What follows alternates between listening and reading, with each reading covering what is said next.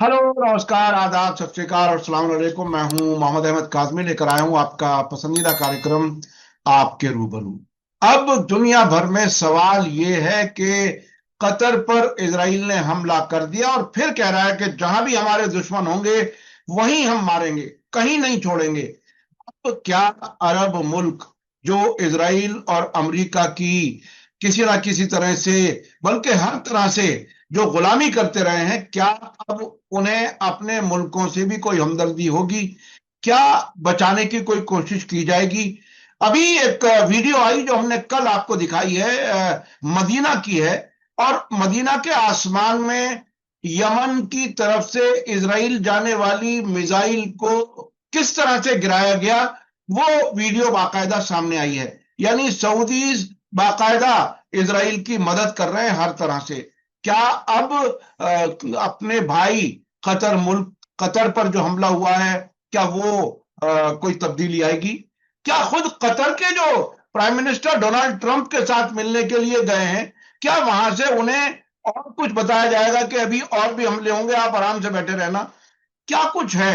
इस बीच में ईरान की डिप्लोमेसी जो है, उसके क्या मानी है? ईरान बाकायदा अरब मुल्कों से, यूरोप से, हर तरफ, मिस्र से, हर तरफ से राब्ता किए हुए है।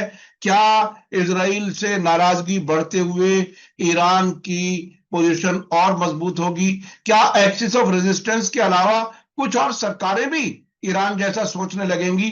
ये बहुत बड़े सवालात हैं। इस पर बात करने के लिए मेरे साथ खास मेहमान है फिरोज मीठी बोरवाला साहब, जो इंडो पैलेस्टाइन सॉलिडरिटी फोरम के फाउंडर जनरल सेक्रेटरी हैं। और जब से ये जंग शुरू हुई है अक्टूबर 2023 से, तब से हर इंटरनेशनल कॉन्फ्रेंस में, मुख्तलिफ शहरों में, मुख्तलिफ कॉन्टिनेंट्स में वो जाते रहे हैं। मुसलसल आप हमारे चैनल पर भी, दूसरे चैनलों पर भी उन्हें सुनते रहे हैं। देखते हैं वो क्या कुछ कहते हैं। फिरोज मीठी बोरवाला साहब, वेलकम है आपका। मीडिया स्टार वर्ल्ड को आपने वक्त दिया, उसके लिए बहुत बहुत शुक्रिया। अब क्या रास्ता बचा है अरबों के पास? क्या फिलिस्तीन की सपोर्ट करेंगे या इजराइल और अमेरिका की ही गोद में बैठे रहेंगे? क्या क्या लगता है आपको? इतना बड़ा वाकया हो गया, सिर्फ कुछ बयानात आए हैं, एक कॉन्फ्रेंस हो रही है, क्या कुछ होगा? कतर पे जो हमला हुआ है इजराइल का, उसके बाद भी अगर ये लोगों की आंखें नहीं खुली तो उनके लिए कोई अ, उम्मीद नहीं है। There is no hope. हम्म। क्योंकि एक ही रास्ता है, वो है रेजिस्टेंस का रास्ता। जो ईरान की जो क्रांति हुई 1979 में और वो खड़ा रह गया पैलेस्टाइन के साथ, तब तो दो ही तीन देश बचे थे। पैलेस्टाइन था, सीरिया था और ईरान था। ये तीन ही देश थे जो अ, लगातार इसराइल और अमेरिका का रेजिस्ट कर रहे थे। उसके साथ हेजबुल्ला आया, उसके बाद हमास आया। ये कुछ फोर्सेस थे। फिर इराक की आज़ादी के बाद, अभी तक इराक पूरा आज़ाद नहीं हुआ, मगर हशरत शाबी ने जो आईसिस अल कायदा के खिलाफ लड़ाई की, तो वो एक बड़ा फोर्स है इराक में। और हूती अंसारुल्लाह जिन्होंने यमन को आज़ाद किया सऊदी और ये लोग के हाथों से। तो ये जो फोर्सेस है, यमन, ईरान, इराक का हशरत शाबी, सीरिया में तो बहुत बड़ी प्रॉब्लम आ चुकी है। मगर उसके साथ लेबनान के हमाल अमाल और हिजबुल्लाह, और फिलिस्तीन का जो हमास लेड रेजिस्टेंस है। ये सभी फोर्सेस है जो एक्सेस ऑफ रेजिस्टेंस है, जिसके कारण एक्चुअली इसराइल को बहुत नुकसान हुआ। अमेरिका तो लगभग दुनिया में आइसोलेट हो चुका है। ठीक है? और इसराइल के एक्शन से वो अपने आप को आइसोलेट करते जा रहा है। मतलब ये फ्रांस, ब्रिटेन, जर्मनी, ये जो पूरा एक्सेस है, वो भी अभी चीज़ों को नहीं सँभाल पा रहा है इज़राइल को लेकर। इसलिए उन्होंने टू स्टेट का रिकग्निशन वगैरह-वगैरह की जो बात की है, वो अपने खुद के जो गुनाह इतने सदियों के, उससे पल्ला झाड़ने के लिए उन्होंने ये टू स्टेट की बात की है। ये तो बहुत पहले उनको कर लेना चाहिए था। मगर 7 अक्टूबर के बाद जिस किस्म के बयान और जिस किस्म के एक्शन इज़राइल की तरफ से हुए, जो हेrzog जो प्रेसिडेंट है अभी, जो कीर स्टारमर को मिलने के, प्राइम मिनिस्टर ऑफ ब्रिटेन को जो मिलने गया, हेrzog ने खुद बयान दिया है कि पैलेस्टीनियन इसमें कोई इनोसेंट नहीं है, सबके सब हमास के सपोर्टर है। ये प्रेसिडेंट इस किस्म का आदमी है जो अभी कीर स्टारमर को मिलने गया था। मतलब ये लोग कुछ ना कुछ रास्ता निकालने के इसमें है। इसलिए जो यूनाइटेड नेशंस का ये जो बयान आया है, जो रेजोल्यूशन पास हुआ है कि फिलिस्तीन बनेगा मगर विदाउट हमास बनेगा, तो ये कौन सा आजादी के आंदोलन को, जैसे आप बोलेंगे कि साउथ अफ्रीका आजाद होगा मगर अफ्रीकन नेशनल कांग्रेस के बिना आजाद होगा, या भारत आजाद होगा मगर उसमें इंडियन नेशनल कांग्रेस को ब्रिटेन नहीं चाहती तो वो नहीं आजाद होगा।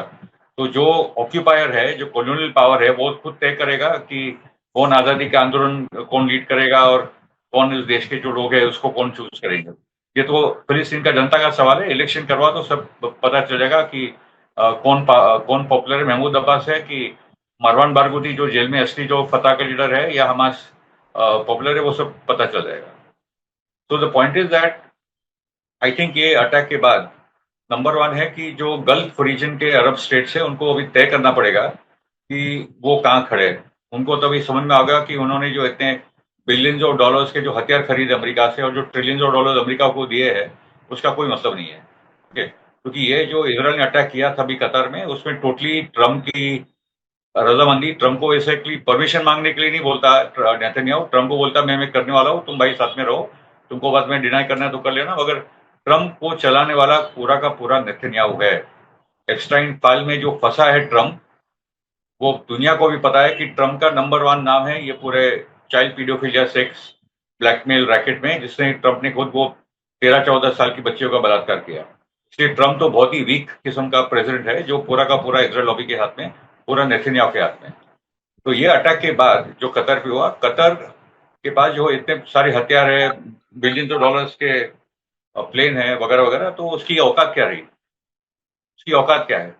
तो एक ही जरिया है अभी, जहां तक कतर, कुवैत और अगर ओमान भी हम लोग देखें, ये तीन देश तो है जिनको डायरेक्टली अभी ईरान और फिलिस्तीन का जो एक्सेस है रेजिस्टेंस का, उसके साथ खड़ा होना चाहिए, नंबर वन। नंबर टू है कि सऊदी, एमिरेट्स और bahrain, ये तीनों तो एकदम गए गुजरे देश है। वो डीपली अलाइंड है इसराइल के साथ, उनके से कोई उम्मीद भी नहीं कर सकते, क्योंकि जब यमन गाजा को डिफेंड कर रहा है, रोज हमले कर रहा है इसराइल पे, तो सऊदी अभी भी उस पे यमन पे हमला कर रहा है, और सऊदी की जो एंटी मिसाइल सिस्टम्स है वो यमन की मिसाइलों को रोकने की कोशिश कर रहा है। ये तो है सऊदी का रोल, ठीक है। और उसके साथ तो नंबर वन की अभी ये देशों को, कतर और कुवैत और ओमान, ये तीन देशों को तो क्लियर कट कहाँ खड़ा होना है ये तय करना पड़ेगा, क्योंकि ये खाली बयानबाजी से होने वाला नहीं। आपको बयान देने पड़ेंगे और उसके साथ आपके एक्शन क्या है। एक्शन ये होने चाहिए कि आप तुरंत उनके साथ सभी डिप्लोमेटिक टाइज खत्म करें, इकोनॉमिक टाइज खत्म करें, और ये एक्सेस को सपोर्ट करने का काम करें। कैसे करेंगे? आपको यमन को सपोर्ट करना है, आपको ईरान को सपोर्ट करना है, आपको और उनको ताकतवर बनाना है, उनके साथ इकोनॉमिक टाइज और वेपन्स टाइज, ये सब आपको करना होगा, क्लियर कट एक अलायंस में जाना होगा। अच्छा, ईरान ईरान दूसरी बात, के ईरान वाले एंगल से हम थोड़ा सा और आगे बात करेंगे। यूनाइटेड नेशन का जी, जो रेजोल्यूशन है बहुत ही इंटरेस्टिंग है कि उसमें कतर पर हमले को कंडम किया गया, लेकिन इजराइल का नाम नहीं लिया गया। और दूसरी तरफ फिलिस्तीन बने, लेकिन हमास के बिना फिलिस्तीन बने। ये अभी भी कौन सी दुनिया में ख्वाब में है, कहीं सो रहे हैं? पूरी दुनिया अभी भी नहीं जाग रही। लाखों लोग कत्ल हो चुके, गाजा को मलबा बना दिया गया, भूख से लोग तड़प तड़प करके मर रहे हैं, बच्चे, बड़े, मर्द, औरतें, यहां तक बात पहुंच गई। आखिर ये जिसे सो कॉल्ड इंटरनेशनल कम्युनिटी कह दिया जाता है, क्या इसराइल का नाम लिए बगैर कतर के हमले को कंडम करने के कोई मानी है? क्या हमास के बगैर फिलिस्तीन के बारे में कुछ सोच सकता है? क्या महमूद अब्बास फिलिस्तीन को लीड करेगा जो इसराइल के लिए काम करता है? आखिर क्या मतलब दुनिया अभी और कहां, कितना, कब तक जागेगी? क्या और कितना खून खराबा देखेगी? दुनिया में दो स्तर की या तीन स्तर की बातें हैं। एक है दुनिया की जनता जो जाग चुकी है। भारत में इतना नहीं दिखता, मगर बाकी के देशों में देखो कि जिस किस्म का मोबिलाइजेशन सड़कों पे है, और ये जो फ्लोटिला फिर से जारी है, और ये फ्लोटिला पे ऑलरेडी 2 बार अटैक, छोटे ड्रोन का अटैक भी हो चुका है। मतलब अपने जान को खेलकर ये ग्रेटा थियागो ने अभी नकोसी मांडेला सब जा रहे हैं, और इस बार इसराइल ने तो बोला कि इनको तो अभी हम लोग जाने देंगे नहीं, उनको टेररिस्ट करके हम लोग वो कानून के अंदर उन पे मुकदमा चलाएंगे। स्पेन में भी जो साइकिल रेस हो रही है, तो हर एक नुक्कड़ पे वो इटली साइकिलिस्टों का विरोध हो रहा है। तो जनता के स्तर पे तो बहुत बड़े पैमाने पे इतना बड़ा मूवमेंट तो ना एंटी वियतनाम वॉर मूवमेंट देखा है, ना एंटी अपार्थाइड साउथ मूवमेंट देखा है, जो अभी जो मतलब साउथ कोरिया, जापान से लेकर कहाँ तक मैसिव प्रोटेस्ट नहीं हो रहे, अनबिलीवेबल है। एक अच्छा, रॉक शो दुनिया में नहीं हो रहा है। पिछले 2-3 दिनों में कुछ वीडियो सामने आई हैं। एक तो ट्रंप अपनी एक प्राइवेट पार्टी कर रहे थे वॉशिंगटन डीसी में अपने मिनिस्टर्स के साथ। उसमें लोग घुस गए फिलिस्तीन को सपोर्ट करने वाले, और उन्होंने फ्री डीसी, फ्री पैलेस्टाइन और ट्रंप आज का हिटलर है, इस किस्म के नारे लगाए। आपने इसाक हर्जोग का जिक्र किया, लंदन के विजिट का। वहां पर भी उनको सड़क पे आना मुश्किल हो गया, वहां पर भी लोगों ने बहुत नारे लगाए हर्जोग के खिलाफ। तो लोगों में जागृति तो बढ़ रही है। ये सरकारें आखिर इनकी क्या ऐसी गुलामी है इजराइल के साथ, अमेरिका के साथ, कि ये अपनी आवाम के साथ क्यों नहीं खड़ी हो पा रहे? देखिए, इसमें बोला कि 3 स्तर की बात थी, आपने मुझे रोका हाँ, उसमें, मगर आपको हाँ, समझाना पड़ेगा हाँ। वो बात। बेसिकली कि एक तो जनता के स्तर पे तो जागृति बहुत ज़्यादा है, भारत में भी बढ़ती जा रही है। हम्म। दूसरी है, वो सरकारें जो वेनेजुएला, कोलंबिया, बोलिविया जैसी सरकारें हैं, जिन्होंने तो रिश्ते तोड़े डाले। ये लेफ्टिस्ट सरकार जो साउथ अमेरिका में है, सेंट्रल अमेरिका में है, उन्होंने ही इजराइल के साथ रिश्ते तोड़े। ठीक है। और तीसरा एक स्तर है, वो कंट्रीज जो ईरान जैसी कंट्रीज है, जो लगातार संघर्ष में फ्रंट लाइन पे खड़ी है, जिसपे इकोनॉमिक सैंक्शंस है, जिसपे अटैक हो चुके हैं, जो रेजिस्टेंस को लीड कर रहे हैं, वो ईमानदारी से पैलेस्टाइन का सवाल को लेकर 40-50 साल से लगे हैं। ईरान पे जो सैंक्शंस है, जो टारगेटिंग हो रहा है, ईरान पे इसलिए टारगेट हो रहा है क्योंकि वो पैलेस्टाइन के साथ है। अगर वो बोल देता कि मैंने पैलेस्टाइन का साथ छोड़ दिया तो ये सब खत्म हो जाएगा। अगर ईरान अपने पूरे नेशन को त्याग कर रहा है पैलेस्टाइन की लड़ाई के लिए, that is also true for Hezbollah, that is also true for the Ashraf Shabi of Iraq. और यमन के जो अंसारुल्लाह गवर्नमेंट है, बहुत भूखमरी है, बहुत, मतलब यमन आज दुनिया के गरीब से गरीब देशों में है, वहां भी लोग भूखमरी से मर रहे हैं। मगर हर जुम्मा को 10 लाख लोग जमा हो जाते हैं पैलेस्टाइन के लिए, गाजा के लिए, और इतने बड़े पैमाने पे इसराइल का हमला उन पे हो रहा है, इतने लोग मर भी रहे, मगर यमन आज भी डिफेंड कर रहा है। तो ये दूसरा कैटेगरी की है, जो सबसे इंपॉर्टेंट सेगमेंट है ये पूरे रेजिस्टेंस को लेकर वर्ल्ड वाइड जो हो रहा है। तीसरा जो कैटेगरी है वो है कंट्रीज जो एक्चुअली पैलेस्टाइन के साथ हमदर्दी रखती है, मगर कुछ खास कर नहीं पा रहे। उसमें आप बोलेंगे मलेशिया, इंडोनेशिया है, और उस किस्म के बहुत सारे कंट्रीज है जो एक्चुअली है उनके साथ, मगर क्योंकि ताकतें बहुत बड़ी है, उनको जो लग रहा है, इसलिए वो लोग उस किस्म के रोल नहीं प्ले कर रहे। और एक चौथा कैटेगरी है अमेरिका, ब्रिटेन, फ्रांस, जो क्लियर कट इजराइल लॉबी से कंट्रोल है। की स्टामर भी इजरायली एजेंट है, मैक्रो भी इजरायली एजेंट है, जर्मनी का वही हाल है। ये सभी कंट्रीज, अमेरिका तो टोटली गया गुजरा देश है, ओके, और कि ये तो टोटली कंप्लिसिट है ये पूरे जेनोसाइड में। ओके, तो अभी जो पॉसिबिलिटी अभी जो होगा, मेरा मानना है कि एक्सिस ऑफ रेजिस्टेंस और मजबूत होते जाएगा। लोग को लग रहा है कि एक्सिस बहुत वीक हो चुका है, मगर एक्सिस अपनी ताकत बनाते जा रहा है। हिजबुल्लाह पे रोज हमला हो रहा है, मगर हिजबुल्लाह अपनी तैयारी में लगा है, वो सही मौका पे बहुत कुछ होगा अगले 1-2 महीने में। और क्योंकि मेरा मानना है कि कहीं ना कहीं इजराइल ही और एक गलती करेगा, जैसे इजराइल ने कतर को टारगेट करके बहुत बड़ी स्ट्रेटेजी गलती की है, उसको बहुत पीछे हटना पड़ा है ये कतर के हमले के बाद, उसको बहुत पॉलिटिकल नेगेटिव फॉल बैक हुआ है। और उसी में आप देखेंगे कि जो चार्ली कर्क की जो हत्या हुई परसों के दिन 10 तारीख को, वो उसी का एक पार्ट है। क्योंकि 2 काम हो गए चार्ली कर्क के हत्या से। एक तो ट्रंप के जो एप्स्टीन का जो पूरा मैटर चल रहा है, वो अभी थोड़े टाइम के लिए दबा है, और इजराइल के खिलाफ जो कॉन्जर्वेटिव यूथ जो जा रहा था, जो क्रिश्चियन कॉन्जर्वेटिव यूथ, जिसके 3 सिंबल्स है। एक है चार्ली कर्क, 31 साल का, जो इस मूवमेंट को लीड करता है। दूसरा है टकर कार्लसन, और तीसरी कैडेंस ओवेंस। टकर कार्लसन और कैडेंस ओवेंस ने तो clear cut anti Israel line ले ली है। क्या वो यूक्रेन की वॉर है जो वो रशिया के साथ खड़े हैं, क्या वो पैलेस्टाइन का सवाल जो पैलेस्टाइन के साथ खड़े, क्योंकि वो समझ रहे कि क्रिश्चियंस का ही नरसंहार हो रहा है इजराइल के माध्यम से, और जो हो रहा है वो गलत हो रहा है। ये जो नया लड़का है चार्ली कर्क, उसको तो नेथन्याहू ने ऑफर भी दिया था फंडिंग का, तो उसने मना किया था। और चार्ली कर्क को भी डर लग गया था कि मुझे तो ये लोग मार डालेंगे, क्योंकि मैं भी बोलने लगा हूँ, वो भी बात अभी मीडिया में सामने आई। तो पॉइंट इस की ये टाइमिंग आप देखें कि कतर का इशू अटैक साइड हो गया चार्ली कर्क की हत्या के बाद, और जो डिवीजन हो रहा था एंटी जायनिस्ट के खिलाफ, एंटी जूइश सेंटिमेंट जो बढ़ रहा था, एंटी इजराइल सेंटिमेंट जो बढ़ रहा था अमेरिका में, जिसमें ये शपीरो और ये जो लोग थे, जो बड़े बड़े नाम हैं, जो एकदम बैकफुट पे आ गए थे। अभी जो क्रिश्चियन राइट विंग और जो मैगा सपोर्टर्स है और जो जूस है, उनमें जो डिवीजन आ रहा था, वो भी division all of sudden overnight खत्म हो गया। वापस हम्म, उनका बोलना है कि ये पूरा एंटी अमेरिकन फोर्सेज है, ये लिबरल फोर्सेज है। मजेदार बात यह है कि जिसको पकड़ा है, मुझे नहीं लगता कि वही लड़के ने मर्डर किया इसका, मगर वो एक conservative right wing Republican family से आता है। वो मॉर्मन है, हम्म, क्रिश्चियन क्रिश्चियन फैमिली से आता है। तो कोई लेफ्ट लिबरल डेमोक्रेटिक फैमिली या कोई अल्ट्रा लेफ्ट या रेडिकल लेफ्ट से नहीं आया है। इतनी इंटरेस्टिंग बात है। जिसको पकड़ा है चार्ली कर्क को मारने में, मगर मेरा मानना है कि चार्ली कर्क के मारने में कोई एक लड़के ने काम नहीं किया है, उसके पीछे एक बहुत बड़ा फोर्स है। ये लड़के को तो कहीं ना कहीं, मतलब ये अभी और भी खुलासे होंगे। हम्म, ओके, तो पॉइंट इज के कतर के अटैक के बाद इसराइल और भी इंटरनेशनल आइसोलेशन की तरफ बढ़ेगा। वो इसराइल के पास एक ही ताकत है, अमेरिका। हम्म, और एक अमेरिकन ने बोला है कि पैलेस्टाइन की आजादी के लिए अमेरिका को भी आजाद होना जरूरी है। हम्म, ओके, तो ये दोनों साइड बाय साइड चल रहे हैं। 7 अक्टूबर के बाद अमेरिका में जो उठाव आ रहा है, डेमोक्रेटिक पार्टी और यंग रिपब्लिक डेमोक्रेट्स तो टोटली टोटली एंटी इसराइल हो चुके हैं।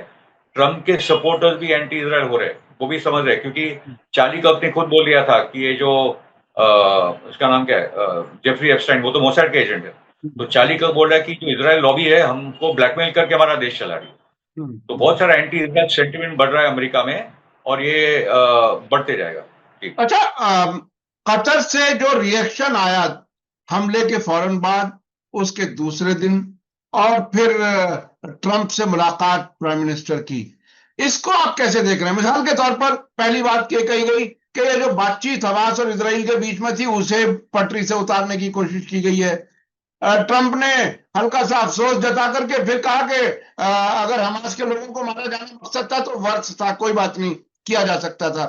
अब किस तरह से ये दौड़ करके व्हाइट हाउस भी पहुंच गए, और अंदर से खबर यह है, बाकायदा मीडिया में आ चुकी, कि कतर के अंदर ही जो उदैद बेस है, वहां से हवाई जहाज उड़े और उन्होंने इजरायली जहाजों की रिफ्यूलिंग भी कराई। इस हद तक उन्हीं की जमीन से हमला हुआ, उन्हीं के ऊपर हुआ। क्या आपको लगता है कि ये इस मीटिंग की इंफॉर्मेशन देने का काम भी कतर ने ही किया था, कि यहां आकर के मार लो? क्योंकि मुझे पहला वो एंटनी ब्लिंकन की पहली विजिट याद है, जंग शुरू होने के बाद, जब इसी प्राइम मिनिस्टर ने कहा था, क्या वो वक्त आ गया है कि आप हमसे कहें कि हम इन हमास के लोगों को यहां से निकाल दें? इसका इंतजार, इतनी पक्की गुलामी के अभी आका ने कहा भी नहीं, मैं मानने के लिए तैयार हूं कि जो आप कहें मैं करूंगा। तो क्या क्या आपको लगता है कि ये खुद ही इन्होंने हमला करा दिया अपनी जमीन पर? कतर पे मैं तो भरोसा नहीं कर सकता कि जो रोल रहे हैं, क्योंकि कतर ने तो इसराइल को भी फंडिंग किया है। हम्म, कतर जब फंडिंग कर रहा था हमास को, गाजा को मैनेज करने के लिए, और नेतन्याहू की पूरी इन्वॉल्वमेंट थी वो पूरे मामले में। मान लो कि अगर $1 बिलियन जा रहे हैं कतर के गाजा में, ये लोग को, मैं ज्यादा अमाउंट बोल रहा हूँ, मगर उसका एक अच्छा हिस्सा नेतन्याहू की टीम को भी जा रहा था कि तुम हम्म, वहां पैसा भेजो, मगर हमको हमारा कट चाहिए। नेतन्याहू ये लेवल का आदमी है, हम्म, बहुत ही हम्म, करप्ट किस्म का आदमी। हम्म। दूसरी बात कि कतर के पैसे तो इजरायली मीडिया में भी जा रहे थे, कतर की इमेज सुधारने के लिए इसराइल में जी, जी, और जी, वेस्ट में। बिल्कुल, बिल्कुल, बिल्कुल, तो ये बिल्कुल। तो हाल है कतर की। तो कतर क्या कर सकता है, ये लोग क्या कर सकते हैं, उनका सीरिया में जो रोल था, it is all very dangerous. Hmm, okay, obvious के इसमें से जनता और भी जग रही है अरब देशों में, वो एक इंपॉर्टेंट बात है। और कतर की औकात इसलिए भी नहीं है क्योंकि कल कतर ने कुछ ज्यादा ही बोल दिया तो किंग को हटा के उसके भाई को बिठा देंगे, कुछ भी कर सकते हैं। 3.5 लाख की तो आबादी है, हम्म, मगर टोटली कंट्रोल है अमेरिका। ओके, हम्म, तो अच्छा, आई अच्छा, थिंक अच्छा, अच्छा, इस वाक़े के बाद अभी जी। हमास के लोग जाएंगे किधर, क्योंकि इसराइल ने बोला है भाई तुर्की में रहेंगे तो भी मारेंगे, इजिप्ट में रहेंगे तो भी मारेंगे। जब इतना खुलकर बोले तो अरब देश कर क्या रहे? अरे मिलकर साथ में आ जाओ, ये ओवरनाइट एक हफ्ते के अंदर खत्म हो जाएगा हमारा। हम्म। कि अगर अरब आर्मीज अगर अभी पहली अगर से बार मिल हथियारे करके आ हैं, जाए। हवाई जहाज एडवांस है, सब कुछ है। इजिप्ट, तुर्की, ईरान, ये सब पावरफुल कंट्रीज है। साथ में आ जाओ। करप्ट लीडरशिप इसलिए मसला है, वरना आई थिंक आर्मीज तो अभी ये लोग की बहुत पावरफुल है, इसराइल की औकात नहीं है। जब हाँ, 2 साल में गाजा को तो ये बड़ी आर्मीज के सामने क्या खड़े होने वाली? अरब फिलिस्तीन के हक में आ जाएं तो एक रात में इसराइल को खत्म कर सकते हैं, ये बात बहुत ही अहम कही। अच्छा, ईरान की जो डिप्लोमेसी है इसके बाद एक बात अब्बास अरागची ने अपने एक इंटरव्यू में रुक करके एक बात बीच में कही कि एक काम तो अच्छा हुआ, नेतन्याहू ने ये काम अच्छा किया कि अरब हुकूमतें शायद इसके बाद जाग जाएं। तो एक तो ये बात कही, और ईरान के प्रेसिडेंट ने फोन पर बात की मिस्र के प्रेसिडेंट सीसी से, और कहा कि सभी मुसलमानों का इकट्ठा होना बहुत जरूरी है। इसके अलावा वो यूरोप को भी कह रहे हैं कि सबसे ज्यादा घटिया रोल आपका है कि आप इसराइल के तमाम गुनाहों के बावजूद आप खामोश बैठे हैं। तो वो एक तरह से यूरोप की तरफ भी आउटरीच कर रहे हैं, अरब मुल्कों की तरफ। और खुद प्रेसिडेंट मसूद पेजेश्कियान कतर पहुंच रहे हैं इस मीटिंग के लिए जो मुस्लिम मुल्कों की हो रही है, अरब मुल्कों की। क्या कुछ लगता है ईरान इस डिप्लोमेसी में क्या कुछ इसराइल के खिलाफ और बेहतर माहौल बनाने में कामयाब होगा, क्या लगता है? ये सबसे अच्छा मौका है ईरान और रेजिस्टेंस के लिए, क्योंकि मैं वापस बोल रहा हूँ कि इसराइल ने डायरेक्टली कतर पे हमला करके, इस किस्म का हमला करके, खुलेआम हमला करके हवाई जहाज वगैरह से बहुत ही मूर्खता से काम किया है। अगर उसको हमास की लीडरशिप को टारगेट करना था तो कोई दूसरे तरीके से ड्रोन ड्रोन चुपचाप कर लेता तो शायद बात मगर ये तो इतने खुलेआम कर रहा है कि वो अपने होश आवाज खो चुका है। वो रियलिटी है, वो एकदम एरोगेंट पागल हो चुका है। तो द पॉइंट इज के इतनी बड़ी पॉलिटिकल गलती करने के बाद ईरान को इसका बहुत फायदा हुआ है। और ये जो अरब और इस्लामिक मुल्कों की मीटिंग अभी होने जा रही है उसमें से आई थिंक ईरान बहुत ही मतलब बहुत पेशेंटली ऑपरेट हो रहा है। वो बराबर से देख रहा है कि टाइम उसके साथ ही जा रहा है। ओके, एक जगह पे यूरोप के साथ उनकी बातचीत, उनके न्यूक्लियर डील पे हो रही है, आईईए से बातचीत हो रही है, तो वो अपना मल्टीपल रोल ईरान कर रहा है ईरान की खुद की हिफाजत करने के लिए। मगर उसकी हिफाजत ऐसी हो कि उसके कोई नेशनल नुकसान ना हो, और उसको जो लेना है अपने न्यूक्लियर एनरिचमेंट के लिए, वो बराबर से वो काम कर रहा है। तो वो मल्टीपल लेवल पे अपनी डिप्लोमेटिक रोल, एक जगह पे हिजबुल्लाह को सपोर्ट करना। आज तो अल शरा का बयान आया है कि हम लोग तो अभी ईरान और ये सब कंट्री से भी रिश्ता रखेंगे। तो बहुत मल्टीपल लेवल पे ईरान ऑपरेट हो रहा है। वो बहुत ही सोफिस्टिकेटेड डिप्लोमेसी लॉन्ग टर्म ही करता है। तो ये पूरे क्राइसिस में से ईरान तो और भी मजबूत होगा, हिजबुल्लाह भी और मजबूत होगा, पूरा एक्सेस और मजबूत होगा। दैट इज व्हाट इज पूरा एक्सिस ऑफ रेजिस्टेंस मजबूत होगा।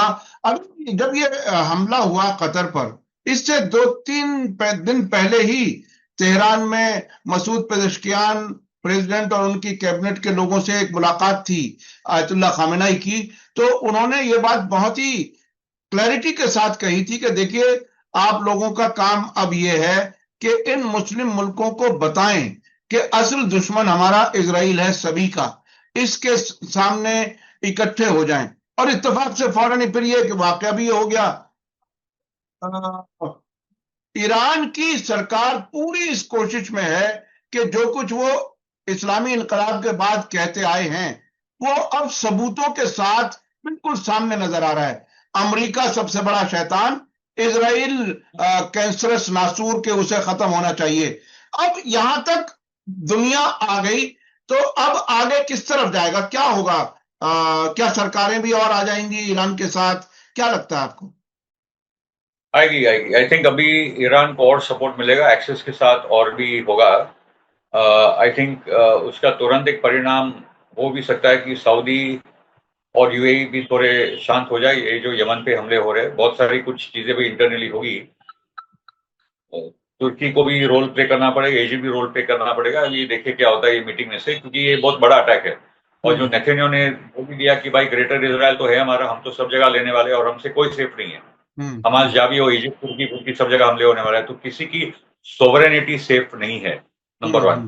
दूसरी बात है कि अमेरिका का जो रोल कम होते जा रहा है। कतर वाले हमले के बाद ट्रम्प बोलेगा मुझे नहीं पता था वगैरह वगैरह, सब झूठी बात है। ट्रम्प की औकात ही नहीं कुछ नेतन्याहू के सामने। तो इजराइल ने एक अच्छा काम किया कि ट्रम्प की औकात और अमेरिका की औकात खुद इजराइल सत्यानाशी में लगा है। ओके, तो बहुत सारी चीजें लॉन्ग टर्म में हमारे फेवर में जारी है। फिलिस्तीन की आजादी के साथ जो दुनिया के लोग देश खड़े हैं, तो इजराइल की एक्शन से ही हमको लगातार फायदे होते जा रहा है। खाली प्रॉब्लम ये होम लेवल पे 65-100 लोग मर रहे हैं, हम्म, उससे जो वो जो हो रहा है वो, और ये लोग झेल रहे हैं, संघर्ष हो रहा है, वही बहुत बड़ी दुख की बात है। मगर ये देखना है कि हाउ इट ऑल एंड। मैं तो मानना है कि हम्म, 2-3 सालों में इसराइल का ही एंड ऑफ स्टोरी आ रहा है। जिस लेवल पे वो कर रहा है वो सस्टेन नहीं कर पाएगा, और इजराइल दूसरा तो इजराइल खत्म हो सकता है, बड़ी इजराइल गिर। वो कोई बड़ा हमला ईरान पे ही करेगा वापस, और उसके बाद ईरान को रुकना नहीं चाहिए, सबको मिलकर आना चाहिए, और अमेरिका की भी औकात नहीं है अभी रोकने की, तो it's all gonna happen all together. आपने सबसे पहले भी कहा कि 2028 तक को आपको उम्मीद है कि इजराइल पूरी तरह से खत्म हो जाएगा, और ईरान की तरफ से भी ये कहा जा रहा है बार बार कि अगर इस बार कोई हमला हुआ तो ये आखिरी जंग होगी, यानी ईरान भी पूरी तरह से इजराइल को खत्म करने की तैयारी में है। तो इस वक्त ये अरब मुल्कों में हमले का सिलसिला अगर ये और आगे बढ़ा, क्योंकि लेबनान पे कर चुका, अरब वो भी अरब मुल्क है, सीरिया भी अरब मुल्क है, कतर भी अरब मुल्क है। तो अगर इन अरबों पर ये हमले बढ़े तो उधर तो ग्रेटर इसराइल का ख्वाब दिखाते रहने का सिलसिला, और इधर तबाही का इंतजाम, पूरी तबाही का। तो इसमें इसमें अब ये बताइए कि अभी भारत में क्या होगा। भारत में अभी पिछले दिनों बेजलेन स्मोट्रिच की मेजबानी की गई, उस मिनिस्टर की जो दो में से एक है जो सबसे ज्यादा शिद्दत पसंद है। नए एग्रीमेंट किए गए हैं। क्या ऐसी गिरती हुई ताकत के साथ नए एग्रीमेंट से भारत को अब भी उम्मीद है कि क्या इजराइल फिर से उसी तरह से मजबूत खड़ा हो जाएगा? क्या, किस उम्मीद में ये सब हो रहा है, क्या हो रहा है? एक्चुअली ये भी दिख रहा है कि मतलब आज इजराइल के साथ खड़ा होने का मतलब है कि आपका आइसोलेशन दुनिया में, हम्म, आपकी इमेज और भी नेगेटिव होगी। तो उसके बावजूद अगर ये कर रहा है तो उसकी भी कुछ कमजोरियां है। मैं स्मोत्रिच के कुछ बयान आपके सामने रखूंगा। ये हाँ, बेजली स्मोत्रिच जो इजराइल के फाइनेंस मिनिस्टर है, जिसको भारत सरकार ने भी बुलाया था, जिसके साथ एक इन्वेस्टमेंट डील हुई है, हम्म, उनके 3-4 बयान आप सुनिए, वो क्या लेवल का आदमी है। हाँ, Nobody will let us seize, nobody will let us cause 2 million civilians to die of hunger, even though it might be justified and moral until a hostile। मतलब बोल रहा है कि हमको दुनिया 20 लाख लोगों को भूखे मारने नहीं दे रही है। ओके, ये हम्म, जस्टिफाइड और मॉरल है क्योंकि इन्होंने हमारे लोगों को पकड़ा है, मगर हम लोग दुनिया के कारण ये 20 लाख लोगों को भूखा नहीं मारे। ये है स्मोत्रिच। हम्म, हम्म, तो वो बोले कि वो टोटल डिस्ट्रक्शन ऑफ गाजा की बात करता है, मतलब उसको पूरा, और वो call he calls it a call to genocide. मतलब बेसिकली हारिस ने बोला है कि वो जो रफा, देरबला, नुसैरत का टोटल एनालिसिस की बात कर रहा है, ये तो जेनोसाइड की बात कर रहा है हम्म, हम्म, ये स्मोकेज। हम्म, ओके, वो क्लियर कट बोलता है मई 2025 में, Gaza will be totally destroyed, they will leave in great numbers to third countries. मतलब वो टोटली डिस्ट्रॉय हो जाएंगे और बड़े पैमाने पे वो तीसरे देशों में निकल जाएंगे। ओके, और उन्होंने मार्च 2023 में बोल दिया कि there is no Palestine history of culture and there is no such thing in the Palestine people. मतलब बोला कि पैलेस्टीन लोग ही नहीं, ये लेवल का आदमी भारतीय सरकार को मेहमान होता है, वो आता है इंडिया, एक फाइनेंशियल एग्रीमेंट साइन करता है। ये बेसिकली स्मोत्रिच को बेसिकली 5 यूरोपियन देशों ने बॉयकॉट किया, उसको आने नहीं देते। ओके, ये लेवल के आदमी को जब हमारी सरकार बुलाती है तो आप सोचिए कि ये सरकार की क्या हालत है। यानी राइट। यानी भारत का भी इसमें आइसोलेशन बढ़ेगा, और इसको कोई फायदा होने वाला नहीं है कि इजराइल के अब नजदीकी दिखाए। लेकिन इसके बावजूद भी वो जो आरएसएस का और जायनिज्म का जो रिश्ता है वो किसी तरह से हिलता हुआ नजर नहीं आ रहा है, और वो पूरी तरह से इतने बड़े कातिल इंसान को यहां पर बुलाने का मतलब ये है कि वो पूरी तरह से हमारी। जी जी, जेनोसाइड की बात बहुत स्पष्ट है। हम्म, मैं 3-4 यहूदी स्कॉलर्स को कोट कर रहा हूँ। एक का नाम है Amos Goldberg. Hmm, what is happening in Gaza is a genocide. Hmm, okay, ये हरेस में आ चुका है, एमोस गोल्डबर्ग। बिल्कुल। Daniel Blattman, I never imagined in my worst nightmares that the Jewish state would bomb starving children to death। हम्म, ये Daniel Blackman, ये भी एक जूइश स्कॉलर है ऑन होलोकॉस्ट। हम्म, और जो लेटेस्ट हुआ था न्यूयॉर्क टाइम्स में, जो 15 जुलाई का आया था, उमेर बार्तोव, उसको 2 साल लगे बोलने के लिए कि भाई मैं भी मानता हूँ कि जेनोसाइड हो रहा है। I am a genocide scholar, I know it when I see it. तो ये डिनाई करना, मतलब जो हॉलोकॉस्ट को भुगत चुके हैं वो सबको बोलते तुम लोग हॉलोकॉस्ट डिनायर हो, क्योंकि हम लोग पूछ रहे कि भाई ये 60 लाख मरे तो उसका हिसाब किताब दीजिए, उसमें क्या आपत्ति है, ठीक है। तो आज वो जेनोसाइड और हॉलोकॉस्ट को खुद डिनाई कर रहे हैं, ठीक है। और ये पैलेस्टीनियंस और सीरियंस और लेबनीज सब सेमेटिक लोग हैं। एक्चुअली जो असली एंटी सेमाइट्स है वो इजरायली अश्केनाजी यूरोपियन जूज है, जो एक्चुअली एंटी सेमेटिक है। ओके, बिल्कुल बिल्कुल। तो पॉइंट इज के इंडिया इतना उसका फॉरेन पॉलिसी डिप्लोमेसी इतना फंसा पड़ा है, उनको पता नहीं चल रहा कि क्या करे। ओके, कभी ट्रंप के साथ, कभी अमेरिका, कभी रशिया के साथ, कभी चाइना के साथ, कभी इधर कभी उधर, कभी क्वाड, कभी आई2V2, कभी Israel. They don't know what they are doing, हाँ, क्योंकि यानी इनके कोई मॉरल भारत सरकार को खुद पता नहीं। कोई मॉरल प्रिंसिपल पोजीशन नहीं है। जो आजादी की रूट से हमारे, अगर वो प्रिंसिपल से चलते तो बहुत बातें स्पष्ट होती, जैसे क्यूबा की, वेनेजुला की है। उनको पता है कि anti control, anti imperialist position पे हमको आगे बढ़ना है। मगर ये मोदी, क्योंकि आजादी के आंदोलन के हिस्से नहीं थे, हिस्सा तो दूर की बात है, उन्होंने अंग्रेजों के साथ ही काम किया था, वो ट्रेचरी की थी, बिट्रे किया था। तो आज दिख रहा है कि उनकी विदेश नीति भी उसी किस्म की प्रो इंपीरियल और प्रो कॉलोनियल पोजिशन। बिल्कुल। और साउथ अफ्रीका हमारे सामने बेहतरीन मिसाल है। साउथ अफ्रीका जिस तरह से इसराइल के जेनोसाइड के खिलाफ इंटरनेशनल कोर्ट में गया है, वो एक मिसाल है बाकायदा इंसानियत की हमदर्दी की। हम हम उसमें हम उसमें कहीं बहुत पीछे रह गए। अच्छा, हमारे पास वक्त कम रह गया फिरोज साहब, इस वक्त के हालात को अगर मुख्तसर अंदाज में बताया जाए कि अब क्या कुछ होगा, ये अरब मुल्क अब भी इन्हें अकल आएगी, ये जो अब तक झूठ बोलते रहे कि हम फिलिस्तीन स्टेट की मांग करते हैं, उसके बाद हम ताल्लुकात नॉर्मल करेंगे, अब क्या लगता है ये अरब कहां जाएंगे? कौन सा रास्ता इनके साथ खुला है?